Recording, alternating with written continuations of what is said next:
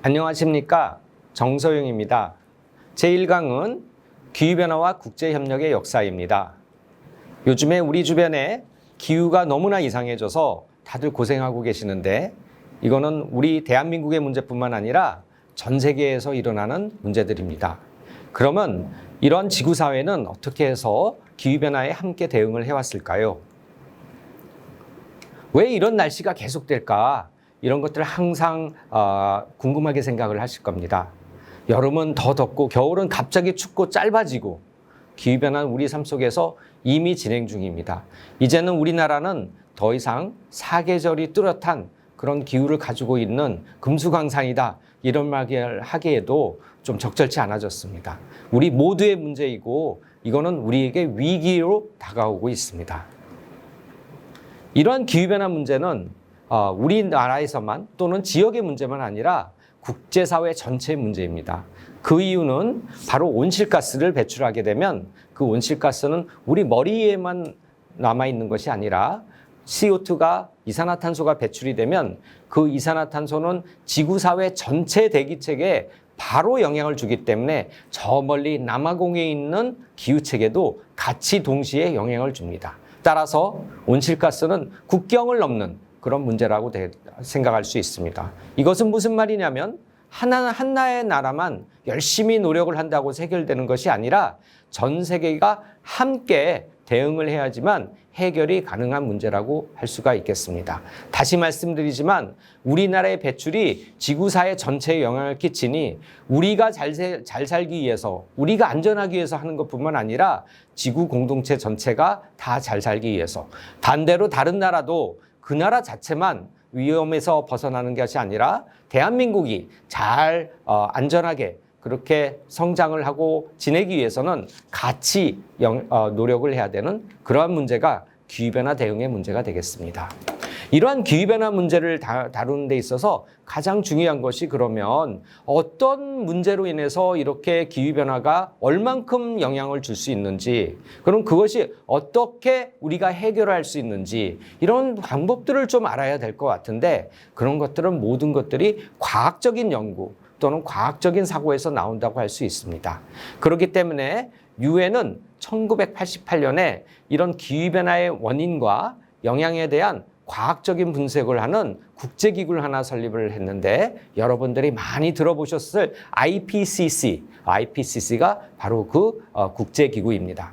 이 국제기구는 말씀드린 대로 기존에 연구가 된 과학적 분석들을 정리해서 그것들을 전 세계에 메시지를 전달하고 있는데, 전 세계는 이런 IPCC의 연구 결과를 보고서를 보고서 전 세계에 이건 정말 심각한 문제구나 라는 것들을 계속해서 인식을 할 수 해왔고, 이러한 IPCC가 발간한 보고서들은 국제사회의 협상에 중요한 출발점들을 제공해 주어왔습니다. 따라서 과학적인 그런 어떤 인식, 분석, 이것이 기후변화 대응의 첫 번째 단계라고 할 수가 있겠습니다. 그러면은 기후변화의 국제사회의 노력에 대해서 좀 더 이제 자세하게 살펴보도록 하겠습니다. 여러분들 UNFCCC라고 많이 들어보셨죠? UNFCCC는 United Nations Framework Convention on Climate Change의 약자입니다.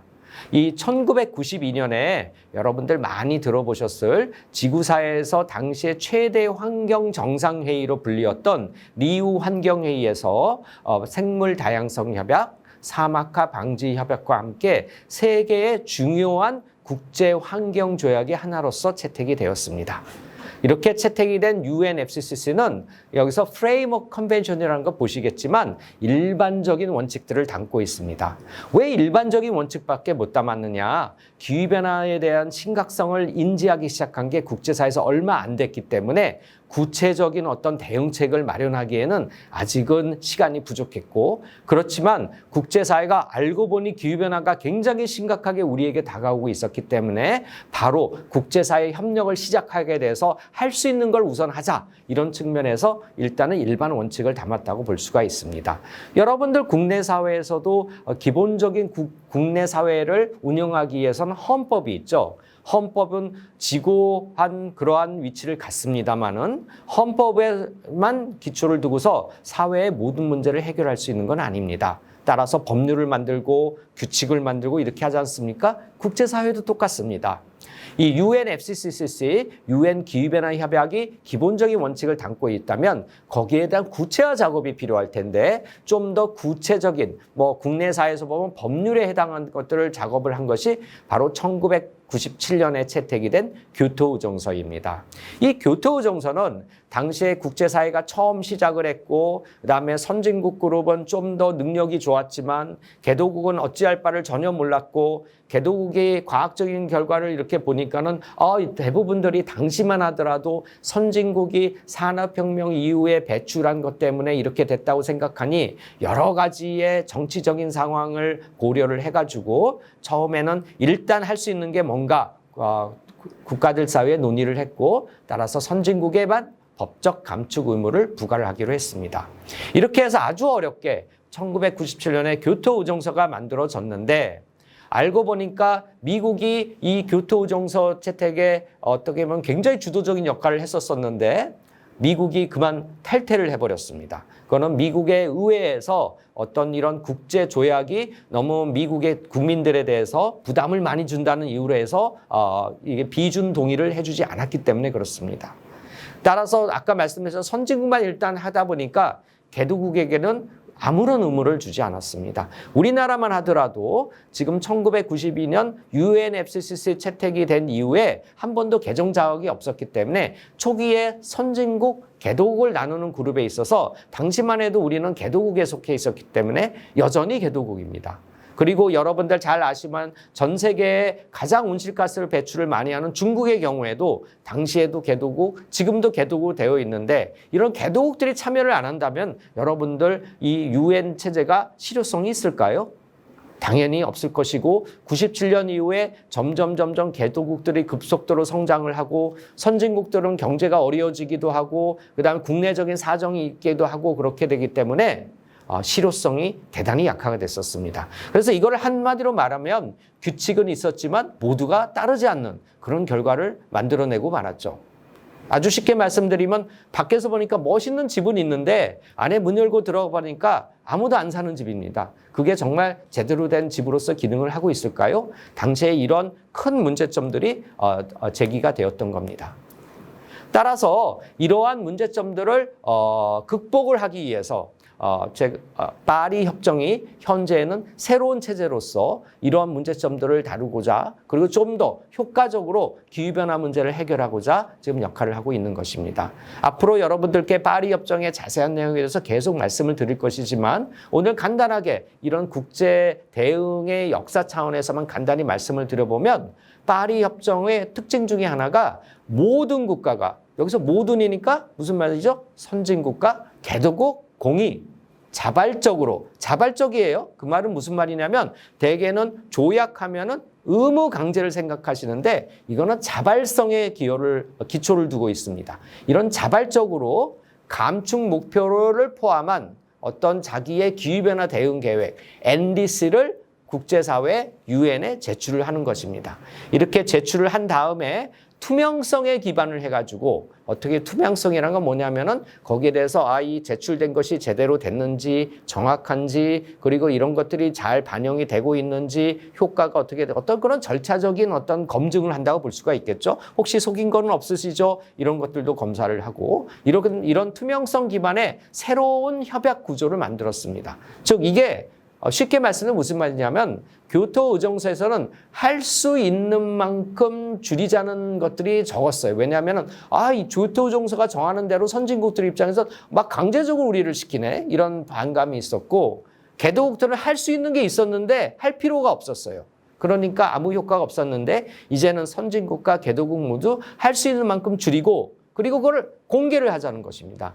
예전에 파리 협정 이전에는 특히 개도국 경우에는 우리는 이런 기후변화와 관련된 온실가스 관련된 이런 정보는 국가 안보에 관련이 되기 때문에 절대 공개할 수 없다고 유엔에서 선진국들이 아무리 요구를 하더라도 절대 협상에 응하지 않았었습니다. 근데 요즘에는 여러분들 뭐 개발 협력 하시는 분들 많이 보셨겠지만 개도국 가 보면은 적극적으로 어떻게 해야 되냐고 아마 ODA로 도와달라, 그다음에 우리가 어떻게 해야 되냐 많은 관심 표명을 하지 않습니까? 그렇게 공개를 하는 이런 어떤 새로운 패러다임을 바꿈으로써 기후변화 대응에 국제사회에서 잘 할 수 있도록 그런 새로운 접근 방법을 들였다고 할 수 있습니다. 그래서 우리나라도 2030년 감축 계획을 이미 제출한 바가 있다는 것은 많은 분들이 알고 계실 겁니다. 그러면 파리 협정의 의미를 다시 한번 좀 정리를 해보면은 국제협력의 새로운 모델로 자리를 잡고 있는데 가장 포괄적이고, 왜 포괄적이죠? 모든 국가가 다 참여하고 있습니다. 뭐 이 레코딩을 하는 당시에는 미국 트럼프 정부가 파리 협정에 탈퇴를 한다고 그래가지고 미국이 빠져서 모든 것들이 망가졌다라고 생각하지만 사실은 미국을 제외한 많은 국가들이 거의 다 참여를 하고 있고, 이 말은 제가 오늘 처음에 말씀드렸지만 온실가스를 CO2를 제가 이산화탄소를 바로 여기에서 배출을 하게 되면 전 세계에 영향을 주는데 거기에서 미국이란 나라가 굉장히 중요한 포션을 차지하고 있긴 하지만 미국이 전부는 아니고 다른 나라들은 여전히 기후변화 대응에 중요하게 생각하고 있고 노력을 하려고 하고 있다. 또 그런 것들을 강제적으로 하는 것이기 때문에 자발적으로 다 하고 있어서 현실적을 담보한 그런 국제협약이라고 볼 수도 있습니다. 물론 아직도 부족하다는 비판은 당연히 있지요. 이제 2015년에 채택이 됐고 그다음에 발효가 시작된 거는 2021년부터입니다. 실질적인 발효는. 그렇다면 지금 아직 10년도 안 지났거든요. 이러한 시점에서 당연히 부족할 수밖에 없죠. 부족할 수밖에 없지만 아주 빠른 속도로 우리들이 진전을 만들어내고 있다라는 측면도 보실 필요가 있고, 같은 방향을 모든 국가들이 같이 보고 있다는 것은 어쨌든 의기투합을 더 잘할 수 있고 진전을 만들어낼 수 있기 때문에 국제협력의 새로운 모델로 자리를 잡고 있다는 것이고, 여기서 국제협력은요 단순히 기후변화 대응을 위한 국제협력이 아니라 다른 여러 가지 지구사회의 이슈를 다루는 데 있어서 어떻게 해서 국가들이 협력을 해서 대응할 것인가, 이런 거에 대한 모델을 제시해 주는데 파리 협정이 굉장히 중요한 역할을 하고 있습니다. 자, 그러면 이번 제1강의 핵심 사항들을 좀 다시 한번 정리를 해보겠습니다. 먼저 첫 번째, 기후위기는 국제적 협력 없이는 풀 수가 없습니다. 그 이유는 온실가스가 갖는 국제적인 그런 특징 때문에 그렇죠. 그렇죠? 제가 말씀드렸지만 이산화탄소를 배출을 하면은 그게 바로 하나의 지구 전체 기후 체계에 영향을 바로 주기 때문에 우리가 어느 지역적인 차원 또는 국가 차원에서만 한다고 해서 문제가 풀리는 건 아니고, 다른 나라가 그 나라에서 배출한 온실가스가 우리나라에 우리가 알고 있던 모르고 있던 우리나라에 바로 영향을 준다는 측면에서 보면 국제협력이 없이는 풀 수가 없다. 따라서 국제협력이라는 건 뭐냐면 모든 국가들이 하나처럼 움직이도록 그러한 것들을 하는 것이 가장 궁극적으로 이상적인데, 그렇게 가는 과정에서 어떻게 서로 컨버지가 될 수 있는가, 서로 이렇게 합해져 갈 수 있는가, 그런 것들을 하는 것들이 국제협력의 핵심이다라는 것이죠. 그 다음에 말씀드렸지만 기후변화 문제를 해결하기 위해서는 과학적인 지식이 있으면 안 됩니다. 따라서 과학적인 것에 대해서 원인과 영향과 또 해결책에 대해서 기본적인 사항들을 가지고 있고, 이 과학 자체가 모든 것들을 해결해 주지는 않습니다. 왜냐하면은 우리가 사회를 살아가면서 그런 것들을 다시 제도화를 하고 다양한 이해관계자들의 이해관계를 조정을 해야 되기 때문에 그런 작업이 필요한 것이고, 그런 것들을 우리 국제사회에서는 파리 협정이라는 어떤 협약, 국제 조약을 통해서 그런 것들을 기초를 제도들을 만들어 놨고, 이제 우리는 그런 것들을 실제 국가들이 이행을 할 수 있도록 하고 있고, 모든 나라들이 제가 다른 강의에서 말씀드렸지만 NDC 이행을 통해서 계속해서 열심히 해오고 있습니다. 그 핵심에 다시 한번 말씀드리지만 파리 협정이 있다. 이런 것들을 꼭 기억하시면 좋겠습니다. 그러면 다음 강의는 파리 협정이 어떻게 도입이 됐는지 그 배경과 또 협상에 대해서 말씀을 드리도록 하겠습니다.